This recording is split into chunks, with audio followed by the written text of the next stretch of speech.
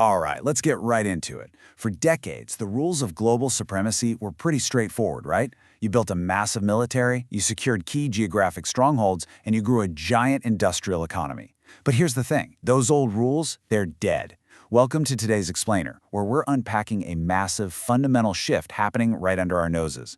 We are decoding the new metrics of power, a world where lines of code, artificial intelligence, and demographic shifts are literally just as critical as aircraft carriers.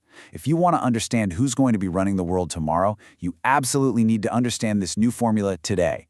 Here is our roadmap for this Explainer. 1. The fall of the hyperpower. 2. Tech is the new weapon.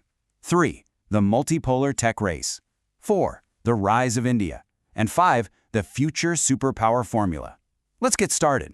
Section 1. The fall of the hyperpower. Now, you might be wondering, what exactly is a hyperpower? The term was actually coined back in 1999 by French Foreign Minister Hubert Védrine.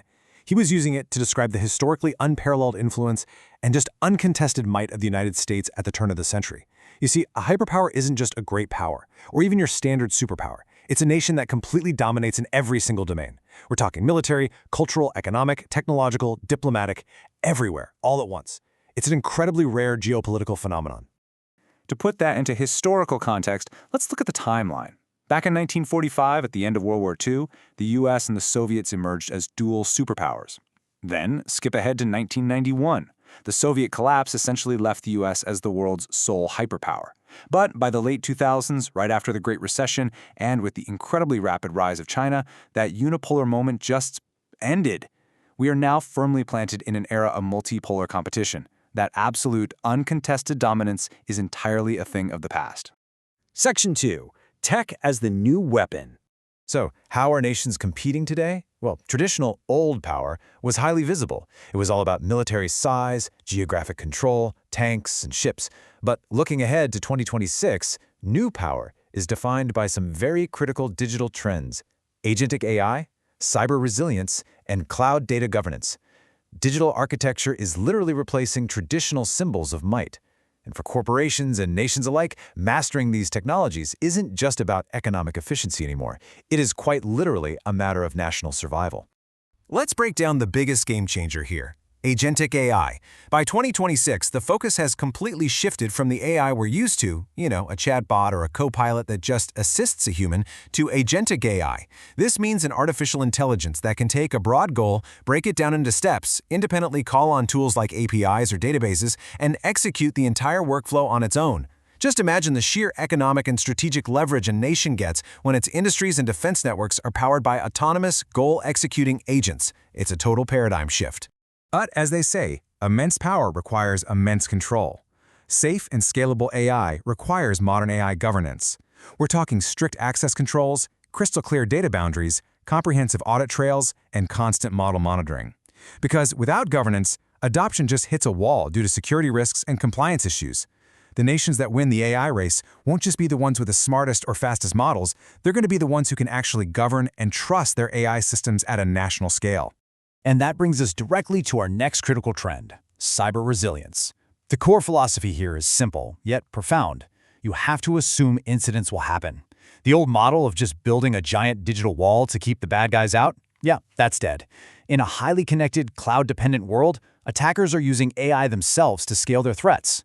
So the modern doctrine is resilience. You optimize for rapid detection, immediate response, and swift recovery. A superpower today absolutely must be able to take a digital punch to the face and bounce right back. Section 3. The multipolar tech race. Let's evaluate the two current superpowers through this new lens. On one side, the United States still holds a commanding lead in those traditional metrics: unmatched military capacity, vast cultural influence, and incredibly robust defense networks. But China counters that with rapid, aggressive advancements in AI technology, incredibly deep economic relationships across Asia, and crucially, they have actually surpassed the US in GDP when you base it on purchasing power parity. So it's a classic matchup: the entrenched, alliance-rich incumbent facing off against the rapidly scaling, tech-focused challenger. And the economic trajectory here really tells a massive story. Just to put this into perspective, back in 1990, China's nominal GDP was just $397 billion, compared to the US at nearly $6 trillion. Fast forward to 2010, China jumped to $6.1 trillion. And projections for 2030? They show the US at $37.1 trillion and China at $25.8 trillion. In just 4 decades, China's explosive growth has fundamentally altered global leverage. And remember, this isn't just about money. This economic heft is exactly what funds the agentic AI research and the global infrastructure projects challenging American unipolarity. However, we have to look at the whole picture, and the data points to some severe internal hurdles for China. Despite its incredible tech and economic gains, China is grappling with an aging and shrinking population of over 1.4 billion people. They are facing massive environmental and pollution costs from their rapid industrialization. On top of that, they struggle to attract skilled global immigration at the same rate as the US, and there are ongoing concerns regarding their international soft power.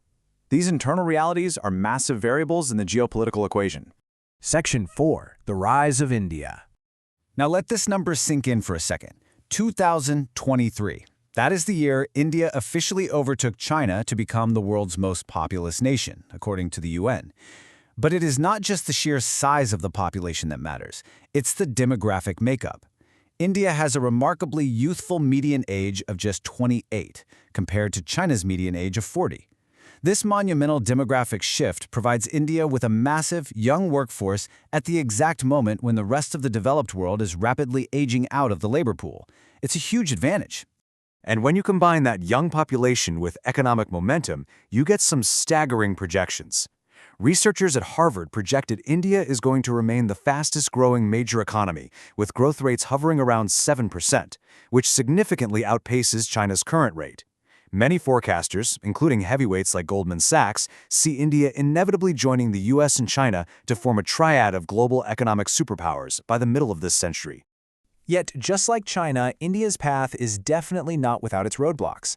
To truly secure superpower status, India has to address some profound internal economic inequality. Plus, analysts frequently point out that the Indian bureaucracy often lacks collective, long-term strategic foreign policy planning. Strategic goals are sometimes driven on an individual level rather than through a cohesive, unified national doctrine. For a nation with this much raw potential, a disorganized strategy is a really significant vulnerability. This dynamic is captured perfectly by geopolitical analyst Bharat Karnat. He asserts, and I quote, "India will have to discard its tendency to please Washington and Beijing and become more disruptive. They break eggs to make the great power omelet." Karnat is injecting a heavy dose of geopolitical realism here. His argument is essentially that to truly claim a seat at the head of the global table, India has to embrace strategic assertiveness, achieve true economic self-sufficiency, and basically stop playing the cautious middleman. Section 5. The Future Superpower Formula. So how does this all come together? Think of the future superpower formula as a complete pie. You can't just have traditional hard power and economic heft anymore. If your tanks and your banks aren't backed up by agentic AI mastery and absolute cyber resilience and cloud governance, then your power is incredibly fragile. Technological capabilities are no longer just neat tools for the private sector. They are completely inseparable from national influence and defense. So what's the bottom line here?